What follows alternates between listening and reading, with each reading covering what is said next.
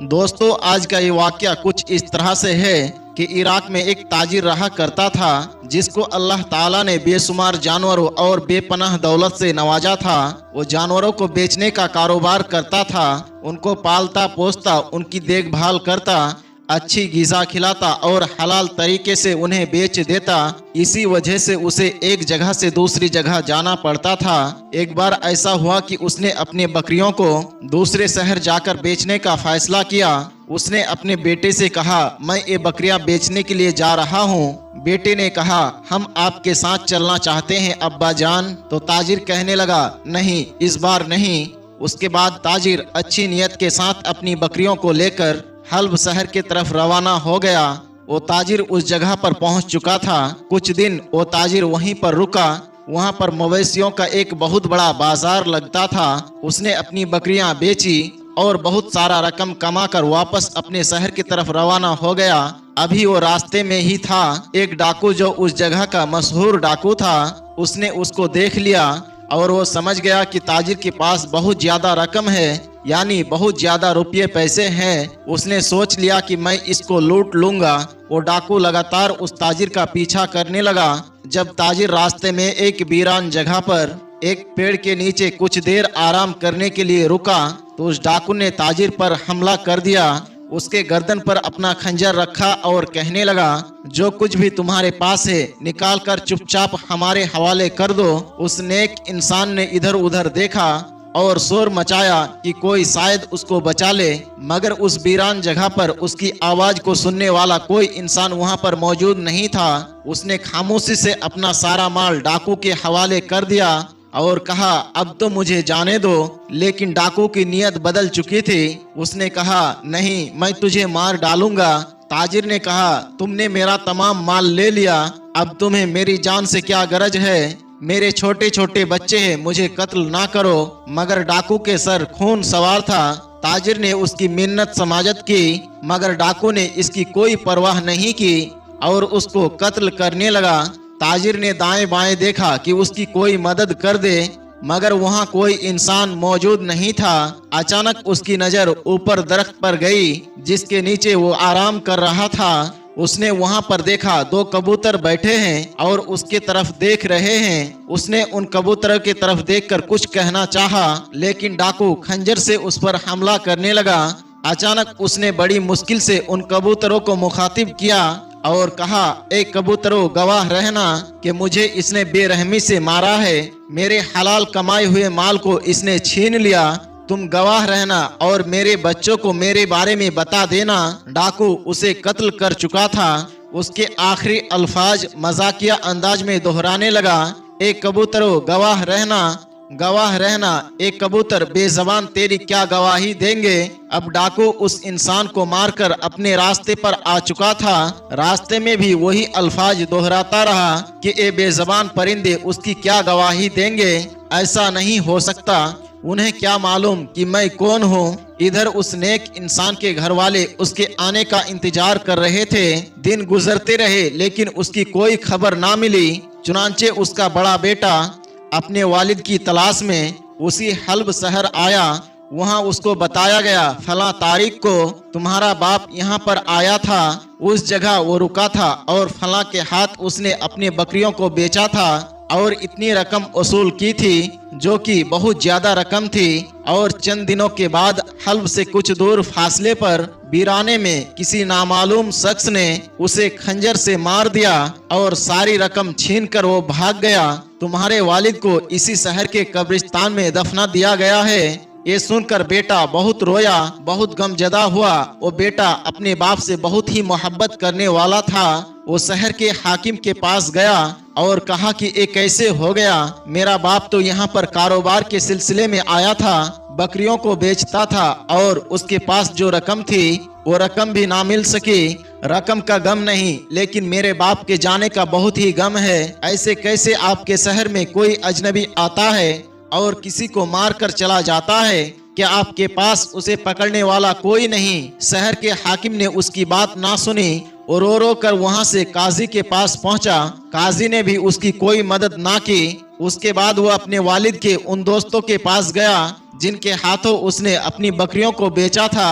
उसके दोस्त कहने लगे, ये बात तो सच है, उसने रकम जमा की और रकम लेकर अकेले निकल गया, लेकिन बताओ कौन गवाही देगा, क्योंकि वो तो तन्हा था, उसके साथ कोई भी नहीं था। शायद अगर वो किसी के साथ भी होता तो उसे भी मार दिया जाता। बड़ी बेदर्दी से उस कातिल ने उसको कत्ल किया है और वहाँ से भाग चुका है।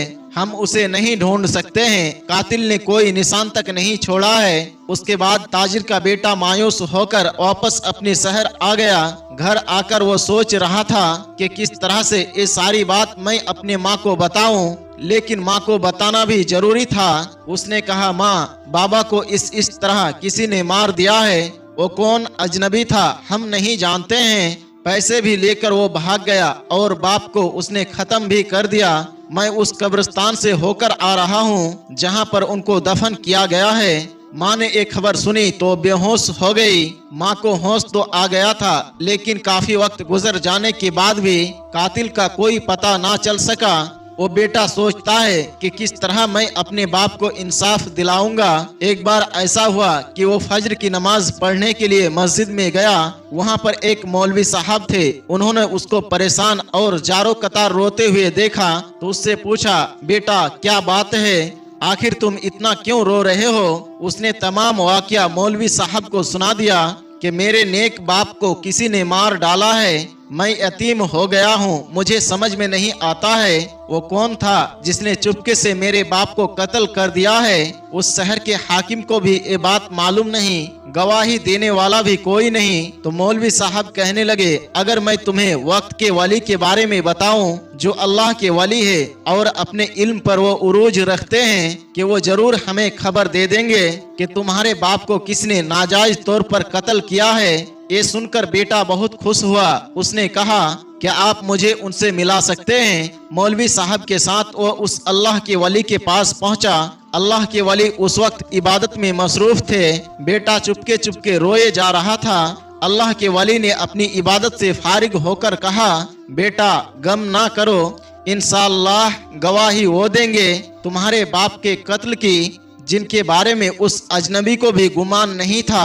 तुम देख लेना, अल्लाह ताला की रस्सी जब खींचती है तो बड़े से बड़े मुजरिम अपने गर्दन को नहीं बचा सकते हैं। तुम देख लेना, वो पकड़ा जाएगा और अपने मुंह से खुद उगलेगा। अब यहाँ पर आप डाकू के बारे में सुनिए। वो डाकू ये भूला नहीं था कि उसने नेक ताजिर को कत्ल किया था। जब भी वो किसी कबूतरों के जोड़े को देखता तो उसे उस नेक ताजिर के अल्फाज याद आ जाते थे, एक कबूतरों गवाह रहना। वो फिर से हंसता और कहता, कितना बेवकूफ था ना, बेजबान कबूतरों को गवाह बना गया। अरे मुझे कौन पकड़ेगा, आज मैं शहर का अमीर तरीन आदमी हूँ, मेरे बराबर कोई भी नहीं आ सकता है। एक मर्तबा उसके किसी करीबी रिश्तेदार के यहाँ दावत थी। वो खुद भी अमीर था और उसके रिश्तेदार भी बहुत ही पैसे वाले थे। वहाँ पर बहुत सारे नामी गिरामी लोग मौजूद थे। वहाँ पर तरह तरह के खाने चुने गए। उस कातिल के सामने भी एक बड़ा सा थाल रखा गया। जब उसने अपने थाल से ढक्कन हटाया तो सामने दो बड़े कबूतर भुने हुए पड़े थे।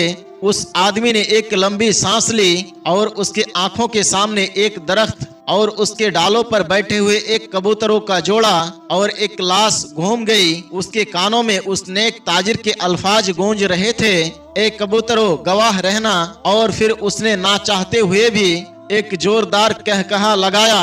जोर जोर से वो हंस रहा था और लोग उसे पागल समझने लगे। लोगों ने देखा कि ये इसको क्या हो गया है। वो दावत को भूलकर, खाने को भूलकर लोगों को कत्ल का वाकया सुनाने लगा। उसने एक एक बात मुकम्मल तफसील से लोगों के सामने बता दी। लोग ये सुनकर हैरत जदा थे। जैसे ही उसने अपने राज को अपने मुंह से खोला तो उसे एहसास हुआ कि मैंने ये क्या गलती कर दी। बरसों से जिस बात को लोग भूल चुके थे और लोगों को पता ही नहीं था कि मैंने उस ताजिर का कत्ल किया था और मुकदमा बंद हो चुका था। यहाँ तक कि काजी ने भी अपना हाथ हटा लिया था। अब खुद मैंने चर्चा कर दिया इस बात का, लेकिन अब तीर कमान से निकल चुका था। चंद घंटों में ये बात हल्ब में लोगों के जबान पर थी। शहर के हाकिम को भी इत्तला मिल गई। उसने फौरन उस कातिल को गिरफ्तार करने का हुक्म दिया। उस दावत में शरीक लोगों को गवाही के लिए तलब किया गया। उन्होंने अपने अपने बयान दिए। मुजरिम को बुलवाकर गवाहों के बयान सामने रखे गए। उसके पास इतराफ के सिवा और कोई चारा नहीं था जिसने खुद अपने मुंह से उगला था। जाहिर सी बात है, अब वो ये कैसे कह सकता था कि मैंने ये नहीं कहा है। काजी ने मुजरिम को फांसी की सजा सुना दी।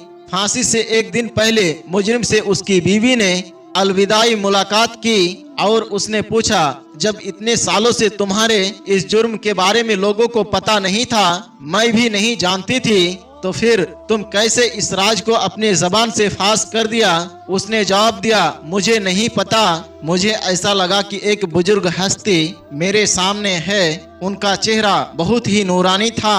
वो मेरे सामने आए और उन्होंने न जाने क्या पढ़कर मेरे मुंह पर दम किया। मैं उसी वक्त बोलने लगा। मैंने वो सब बोला जिसको ना कहने की मैंने कसम खाई थी। अगले दिन सुबह सवेरे उसकी फांसी की मंजर को देखने के लिए बेशुमार लोग जमा थे।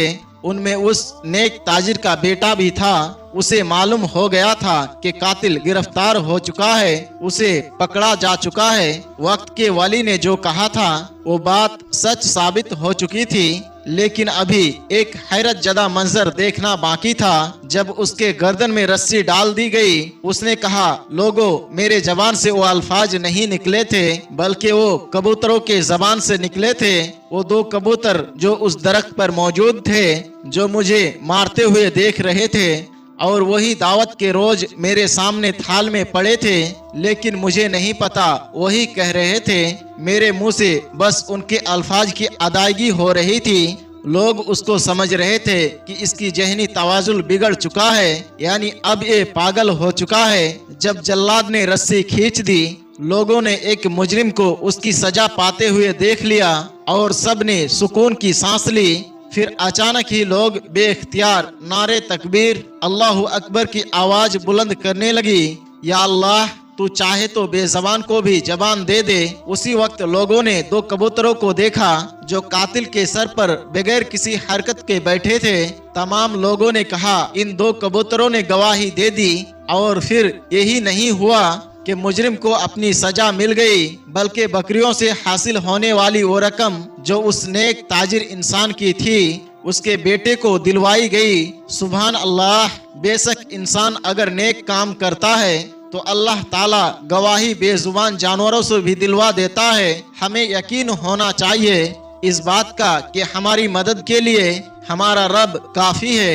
दोस्तों, उम्मीद करते हैं कि आज की हमारी ये वीडियो आपको जरूर पसंद आई होगी। इस वीडियो के बारे में आपका क्या ख्याल है, कमेंट बॉक्स में जाकर जरूर कमेंट करें और आज की इस वीडियो को अपने दोस्त अहबाब के साथ शेयर भी जरूर करते रहें। इंशाअल्लाह एक नई कहानी के साथ बहुत जल्द आपके खिदमत में हाजिर होंगे। तब तक के लिए हमें इजाजत दें। अस्सलाम वालेकुम व रहमतुल्लाह।